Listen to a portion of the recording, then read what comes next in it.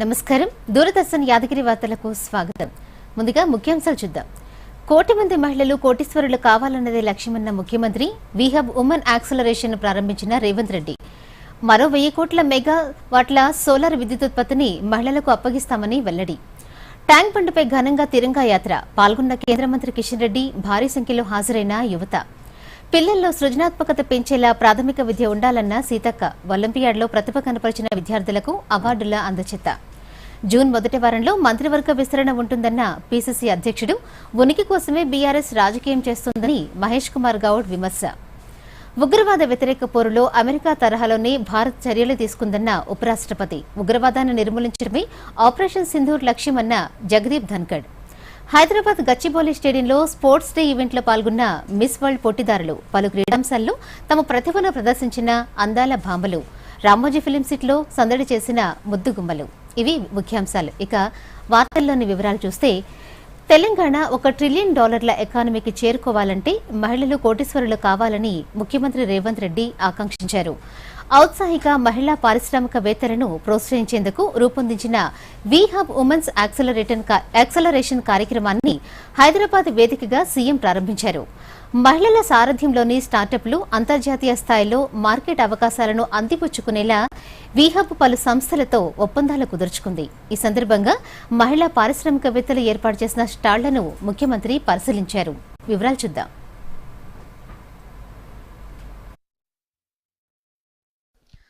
ఆడబిడ్డలు ఆర్థికంగా నిలదొక్కుంటేనే కుటుంబాలు బాగుంటాయని ముఖ్యమంత్రి రేవంత్ రెడ్డి అన్నారు.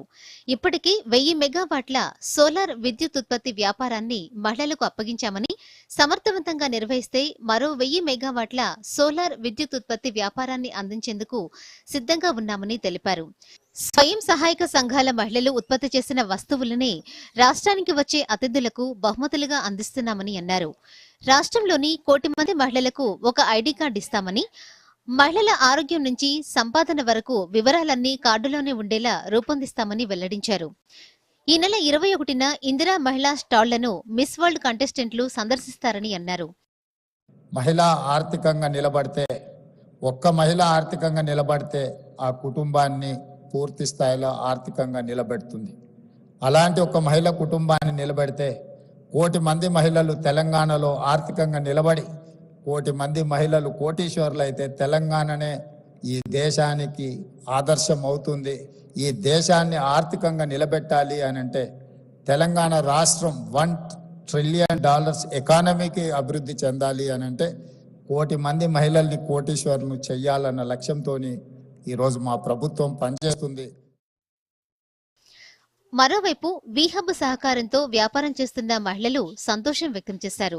కెమికల్స్, ప్రిజర్వేటివ్స్ లేకుండా ఆహార పదార్థాలను ఇంట్లోనే తయారు చేస్తున్న తమకు వీహబ్ బిజినెస్ మెళకువలపై అవగాహన కల్పించిందని శైలజ తెలిపారు.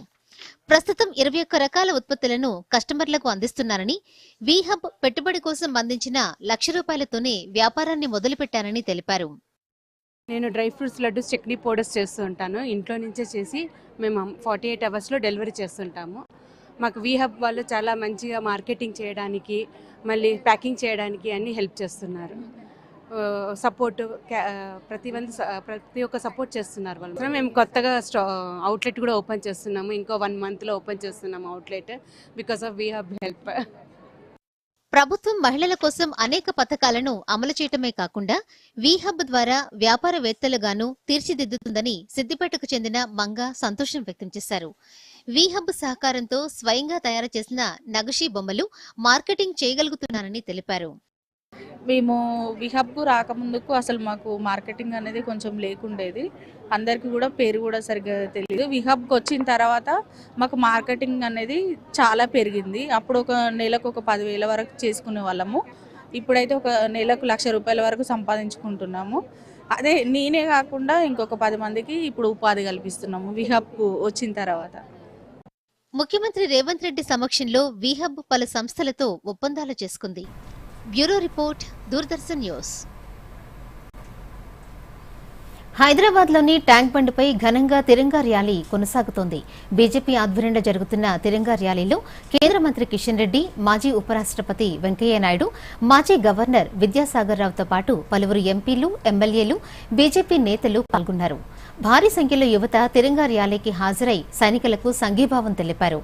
ట్యాంక్ బండ్ వద్ద గల అంబేద్కర్ విగ్రహం వద్ద ప్రారంభమైన తిరంగా ర్యాలీ స్వామి వివేకానంద విగ్రహం వరకు కొనసాగనుంది.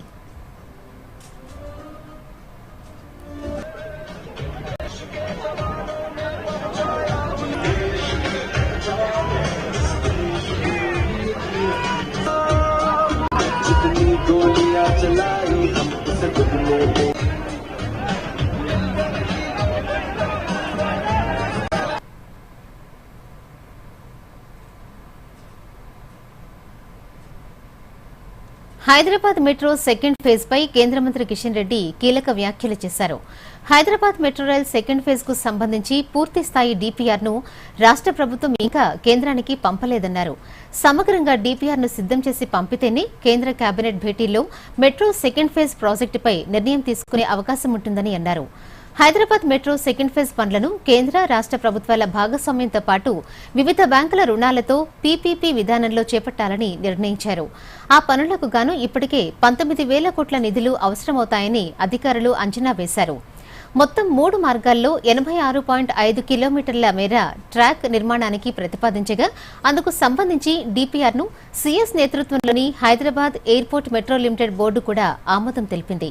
అయినప్పటికీ డీపీఆర్ ఇంకా కేంద్రానికి పంపలేదంటూ కేంద్ర మంత్రి కిషన్ రెడ్డి చెప్పడంతో ప్రతిపక్ష నేతలతో పాటు ప్రజల నుంచి రాష్ట్ర ప్రభుత్వ తీరుపై అసంతృప్తి వ్యక్తమవుతోంది. మెట్రోకి సంబంధించినటువంటి డిపిఆర్ ఇంకా పూర్తి స్థాయిలో కేంద్ర ప్రభుత్వానికి పంపాలా, మొన్ననే రాష్ట్ర ప్రభుత్వానికి చేరుకుంది.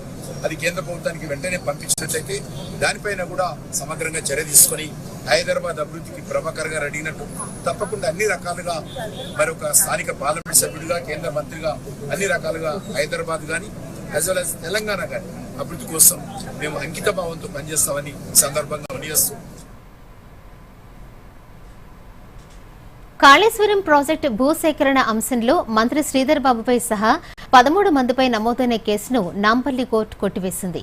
కాళేశ్వరం ప్రాజెక్టు ప్రజాభిప్రాయ సేకరణ సందర్భంగా అధికారుల విధులకు ఆటంకం కలిగించారంటూ శ్రీధర్ బాబుపై 2017 ఆగస్టులో పెద్దపల్లి జిల్లా బసంతనగర్ పోలీస్ స్టేషన్లో కేసు నమోదైంది. సరైన సాక్ష్యాధారాలు లేకపోవడంతో న్యాయస్థానం కేసును కొట్టివేసింది.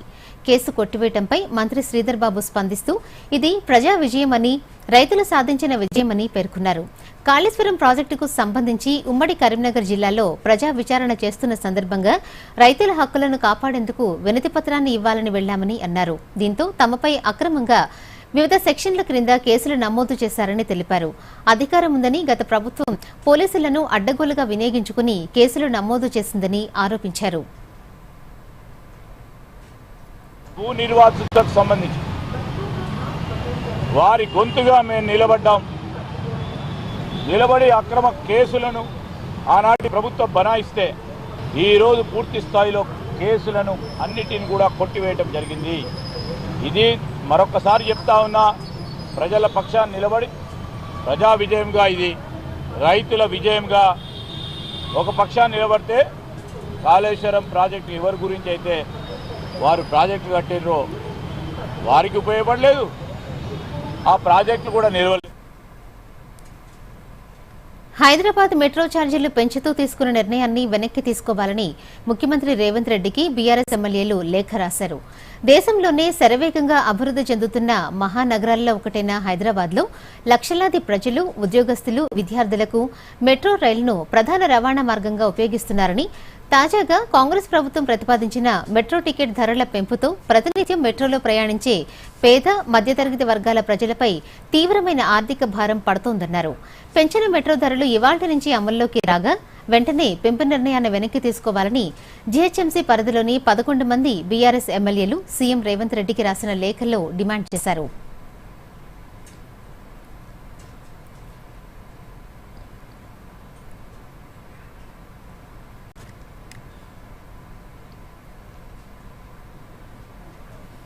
హైదరాబాద్లోని రవీంద్ర భారతిలో యూనిఫైడ్ కౌన్సిల్ ఫౌండేషన్ వార్షిక అవార్డుల ప్రధానోత్సవం 2025 ఘనంగా జరిగింది. జాతీయ, అంతర్జాతీయ స్థాయి ఒలింపియాడ్లలో ప్రతిభ కనపరిచిన విద్యార్థులకు అవార్డులు అందజేశారు. ఈ కార్యక్రమానికి ముఖ్య అతిథిగా హాజరైన సీతక్క విద్యార్థులకు పురస్కారాలు అందజేశారు. ఈ సందర్భంగా మంత్రి మాట్లాడుతూ పిల్లల్లో సృజనాత్మకత, విశ్లేషణాత్మక ఆలోచనలను పెంపొందించే విధంగా విద్య ఉండాలని చెప్పారు. యూనిఫైడ్ కౌన్సిల్ నిర్వహిస్తున్న ఒలింపియాడ్లు విద్యార్థుల భవిష్యత్తుకు బలమైన పునాది వేస్తున్నాయని అన్నారు. పోటీ ప్రపంచంలో విద్యార్థుల సృజనాత్మకతను వెలికితీసేందుకు యూనిఫైడ్ కౌన్సిల్ చేస్తున్న కృషిని అభినందించారు. యూనిఫైడ్ కౌన్సిల్ సీఈఓ శ్రీనివాస్ మాట్లాడుతూ గత 26 ఏళ్లుగా విద్యార్థుల భావనా శక్తి, ఆలోచన విధానం, సమస్య పరిష్కార సామర్థ్యాలను పరీక్షించేలా ఒలింపియాడ్లను నిర్వహిస్తున్నామని తెలిపారు. కౌన్సిల్ వారు అక్రాస్ ద ఇండియాలో ఉన్నటువంటి బెస్ట్ టాలెంటెడ్ స్టూడెంట్స్ను ఎవ్రీ ఇయర్ టెస్ట్ పెట్టి, ఎగ్జామ్ పెట్టి సెలెక్ట్ చేసి వారికి ప్రోత్సాహక బహుమతులుగా మంచి ఈవెంట్స్ చేస్తూ ఉంటారు. వాళ్ళలో ఉన్నటువంటి స్టూడెంట్స్లో ఉన్నటువంటి టాలెంట్ని బయటికి తీసుకు వాళ్లకు ప్రోత్సహించడం. ఈసారి దాదాపుగా 300 మందిని మరి వాళ్లకు అవార్డ్స్ ఇవ్వడం, మెడల్స్ ఇవ్వడం చాలా సంతోషం. ఇవాళ జీవితంలో ఎడ్యుకేషన్ అనేది చాలా ఇంపార్టెంట్. నాలెడ్జ్ లేకుండా మనం దేన్ని సాధించలేము. కాబట్టి మనకు జీవితాంతం తోడుండేది మరి నాలెడ్జే, జ్ఞానమే. జ్ఞానము, చదువు అది ఎప్పుడు కూడా ఎంత నేర్చుకుంటే అన్ని వేల మందికి మనం దాన్ని అందిస్తే సమాజం అంత ఉన్నతంగా తయారవుతుంది. సెలబ్రేషన్ ఆఫ్ అచీవ్మెంట్ అంటే this is where the students are feeling that as we achieve అంటే ఈ మోటివేషన్తోని they will go to the next level. And unified council idea is that if you are strong with your fundamentals you can excel in your life, not only career. అంటే fundamental strong ఉంటే లైఫ్లో excel కావచ్చు. We call it the fundamental revolution. ఆ యొక్క main విజన్తోని we been conducting these skill based Olympiads for the school children for these many years. ఇప్పుడు కాసేపు ప్రకటనలు. మన డెజర్ట్ వచ్చేసింది కానీ మన ఛాంపియన్ ఇంకా రాలేదు. మరి బిల్లిచ్చే ముందేనే వస్తుందంటారా? సో గర్ల్స్, ఏంటట సంగతి? బిల్లట సంగతి ఏది? నీ కాడి పిన్ని. ఆర్బీఐ అంటుంది మీ పిన్, ఓటీపీ, సివివి లేదా ఇంటర్నెట్ బ్యాంకింగ్ పాస్వర్డ్ ఎవరికీ ఇవ్వద్దు. ఆన్లైన్ బ్యాంకింగ్ మీ సొంత కంప్యూటర్, మొబైల్ ఇంకా సెక్యూర్ నెట్వర్క్ నుంచే చెయ్యండి. తినడం ఛాంపియన్షిప్ జరిగిందా? ఆర్బీఐ అంటుంది విషయాలు తెలుసుకోండి, జాగరూకంగా ఉండండి. వార్తలకు తిరిగి స్వాగతం.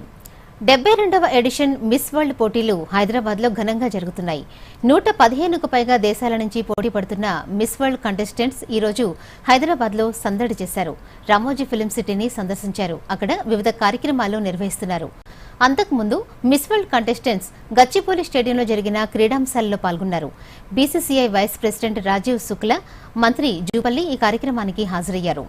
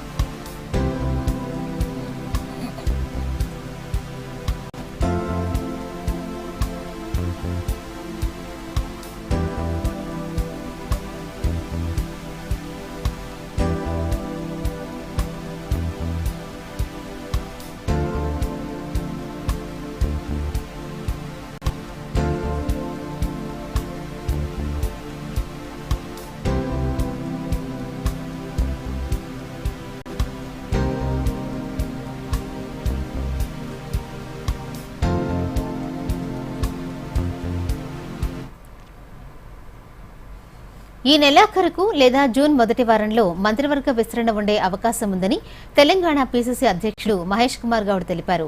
నిజామాబాద్లో మీడియాతో మాట్లాడుతూ రకరకాల సమీకరణల వల్లే మంత్రివర్గ విస్తరణలో జాప్యం జరుగుతోందని వెల్లడించారు.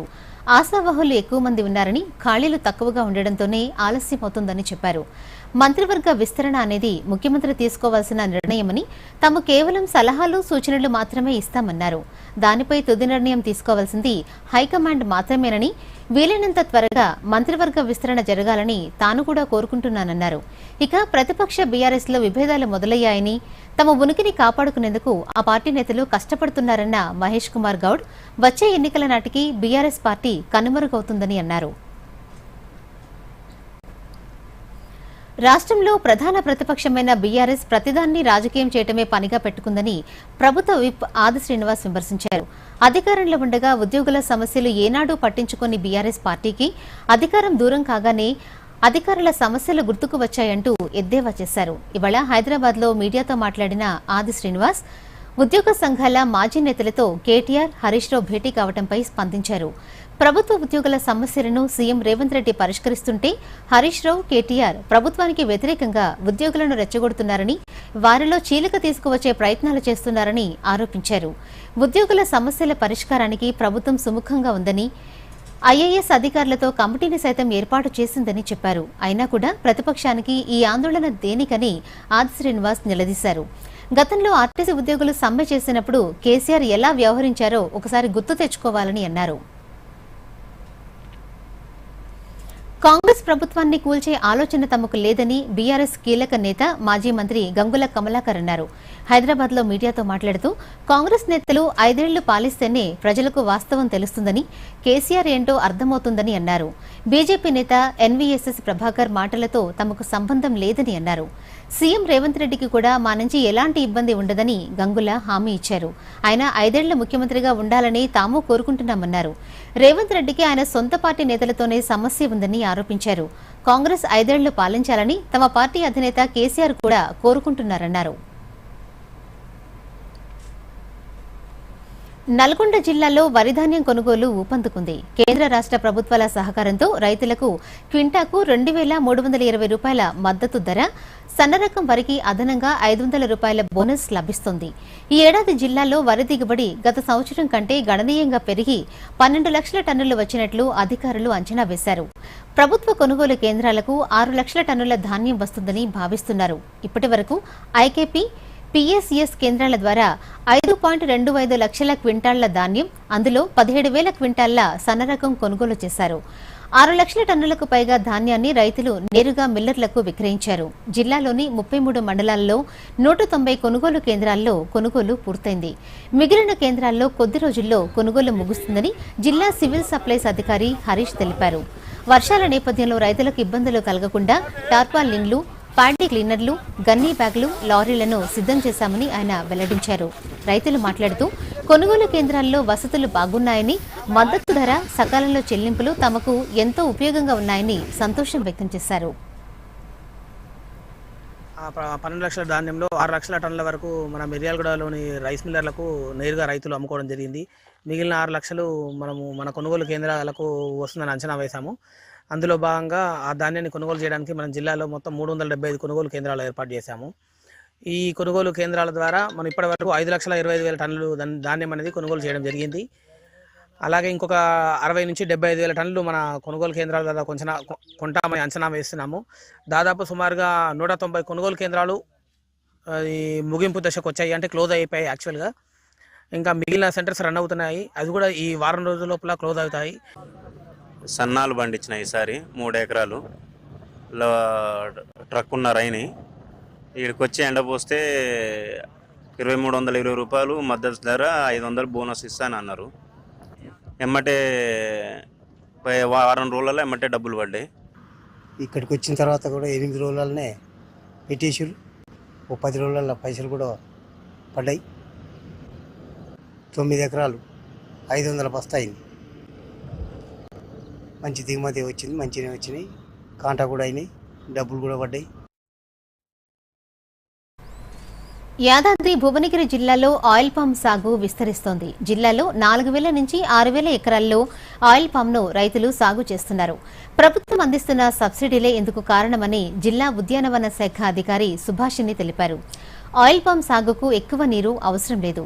ఇది ఆరుతడి పంటల్లో లాభదాయకం. 200 రూపాయల ఆయిల్ పామ్ మొక్కను 180 రూపాయల సబ్సిడీ ఇస్తూ రైతులు కేవలం 20 రూపాయలతోనే మొక్కలు పొందుతున్నారు.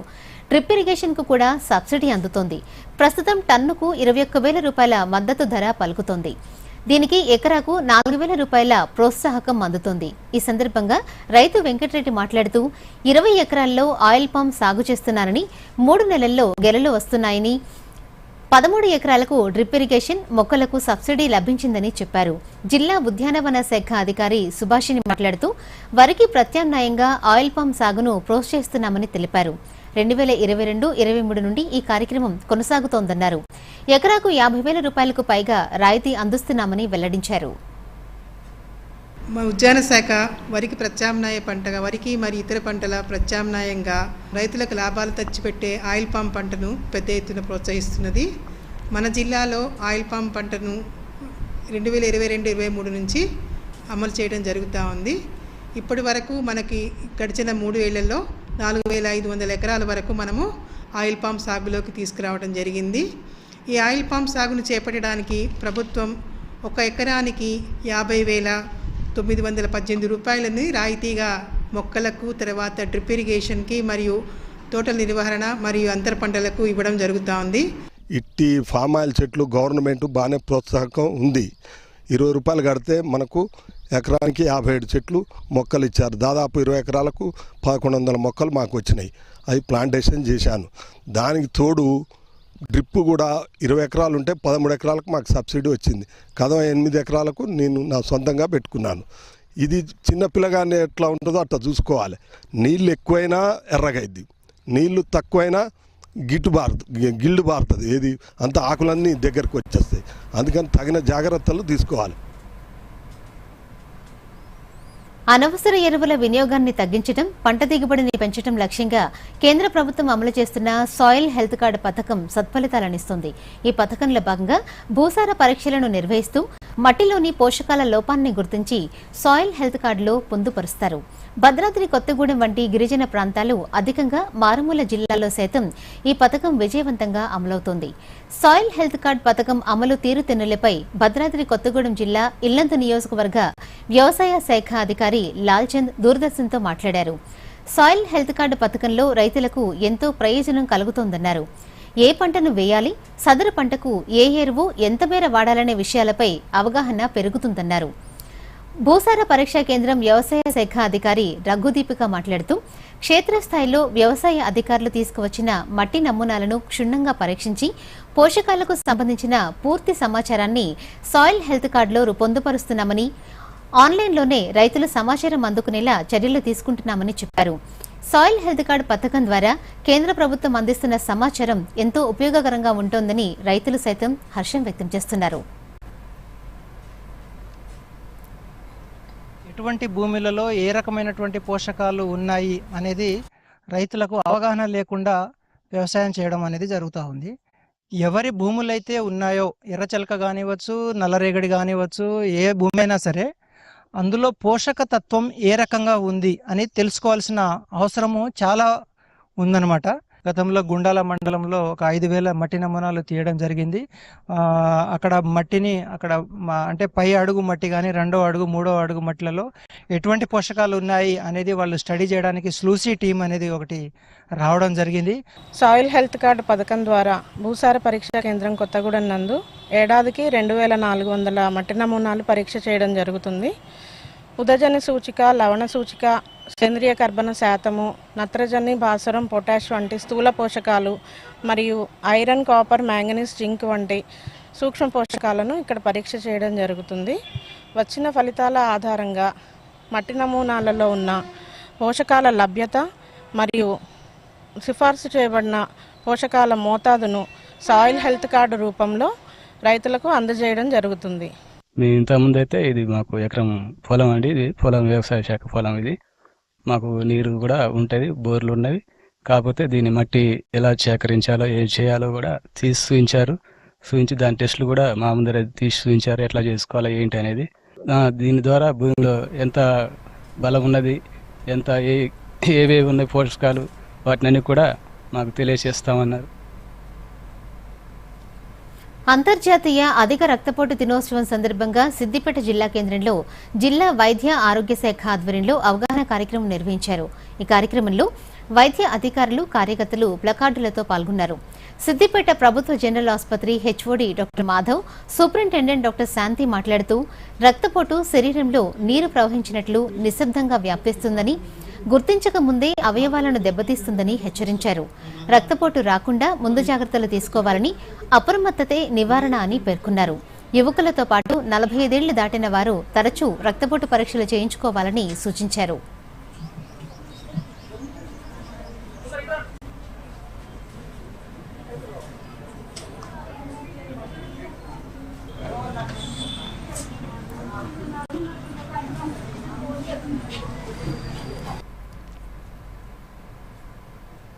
బీపీ అనేది చాలా ముఖ్యమైన రోగం.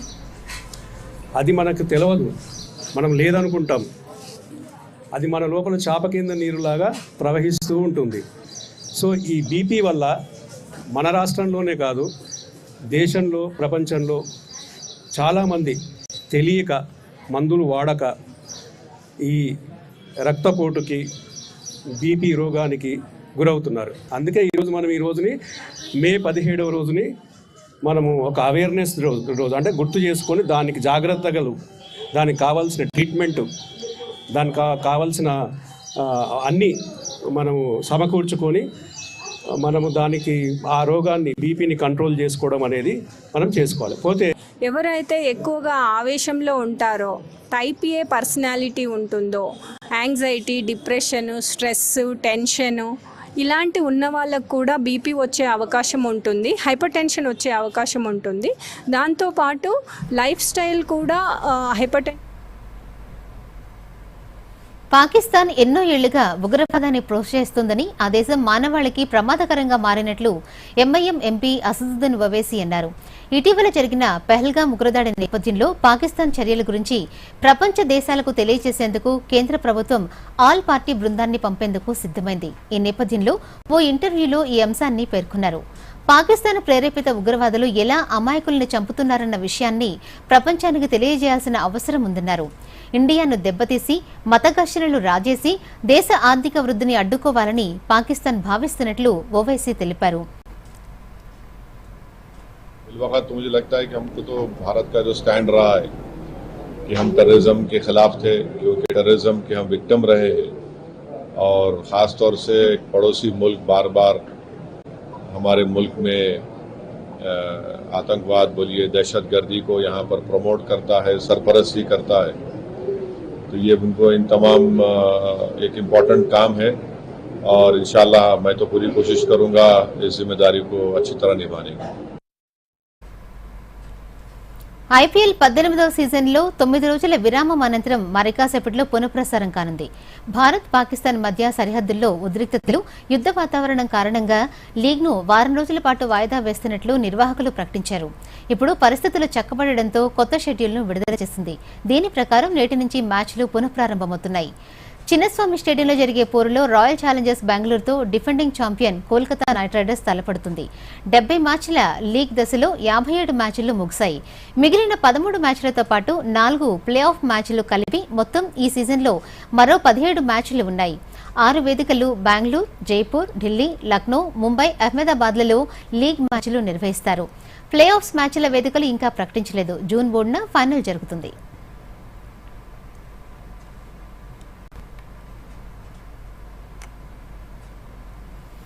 ఆపరేషన్ సింధూర్ పేరిట పాక్ ఆక్రమిత కాశ్మీర్లోని ఉగ్ర స్థావరాలను భారత్ ధ్వంసం చేసిన ఘటనపై ఉపరాష్ట్రపతి జగదీప్ ధన్కడ్ కీలక వ్యాఖ్యలు చేశారు. గతంలో ఓ ఉగ్రవాదిని అమెరికా హతమార్చిన ఘటనతో ఆపరేషన్ సింధూర్ను పోల్చారు. భారత్ మునుపెన్నడూ లేని విధంగా పాక్లోకి చొచ్చుకుని వెళ్లి మరీ ఉగ్రముఖులను ఏరివేసిందని వ్యాఖ్యానించారు. 2011 మే 2న అమెరికా దళాలు ఇదే విధంగా వ్యవహరించాయని ఉత్తరప్రదేశ్లో జరిగిన ఓ కార్యక్రమంలో ధన్కడ్ పేర్కొన్నారు. భారత్ ఎంతో ఖచ్చితత్వంతో దాడులు చేసిందని, ఉగ్రముఖులను మాత్రమే నష్టం చేసి వాటిల్లిందని అన్నారు.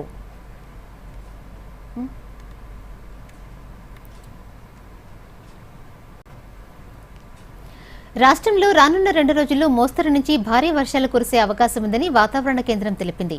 దట్టమైన మేఘాలు ఉంటాయని, సాయంత్రం తర్వాత వర్షం కురిసే అవకాశం ఉందని అధికారులు తెలిపారు.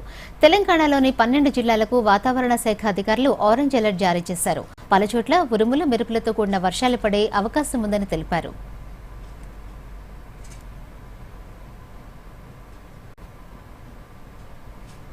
వార్తలు ముగించే ముందు ముఖ్యాంశాలు మరొకసారి చూద్దాం. నమస్కారం. కోటి మంది మహిళలు కోటీశ్వరులు కావాలన్నదే లక్ష్యమన్న ముఖ్యమంత్రి. వీహబ్ ఉమెన్ యాక్సిలరేషన్ ను ప్రారంభించిన రేవంత్ రెడ్డి మరో 1000 కోట్ల మెగావాట్ల సోలార్ విద్యుదుత్పత్తిని మహిళలకు అప్పగిస్తామని వెల్లడి. ట్యాంక్ బండ్పై ఘనంగా తిరంగా యాత్ర పాల్గొన్న కేంద్ర మంత్రి కిషన్ రెడ్డి. భారీ సంఖ్యలో హాజరైన యువత. పిల్లల్లో సృజనాత్మకత పెంచేలా ప్రాథమిక విద్య ఉండాలన్న సీతక్క. ఒలింపియాడ్లో ప్రతిభ కనపరిచిన విద్యార్థులకు అవార్డులు అందజేత. జూన్ మొదటి వారంలో మంత్రివర్గ విస్తరణ ఉంటుందన్న పీసీసీ అధ్యక్షుడు. ఉనికి కోసమే బీఆర్ఎస్ రాజకీయం చేస్తోందని మహేష్ కుమార్ గౌడ్ విమర్శ. ఉగ్రవాద వ్యతిరేక పోరులో అమెరికా తరహాలోనే భారత్ చర్యలు తీసుకుందన్న ఉపరాష్ట్రపతి. ఉగ్రవాదాన్ని నిర్మూలించటమే ఆపరేషన్ సింధూర్ లక్ష్యమన్న జగదీప్ ధన్కడ్. హైదరాబాద్ గచ్చిబౌలి స్టేడియంలో స్పోర్ట్స్ డే ఈవెంట్లో పాల్గొన్న మిస్ వరల్డ్ పోటీదారులు. పలు క్రీడాంశాల్లో తమ ప్రతిభను ప్రదర్శించిన అందాల భామలు. రామోజీ ఫిల్మ్ సిటీలో సందడి చేసిన ముద్దుగుమ్మలు. దూరదర్శన్ యాదగిరి వార్తలను ఇప్పుడు సోషల్ మీడియాలో కూడా చూడొచ్చు. యూట్యూబ్ అయితే డిడి న్యూస్ తెలంగాణ, ఎక్స్ వేదికగా అయితే DD news Telangana @DD Yadagiri news, Facebook అయితే డిడి న్యూస్ తెలంగాణలో చూసి సబ్స్క్రైబ్ చేసి లైక్ చేయండి, షేర్ చేయండి.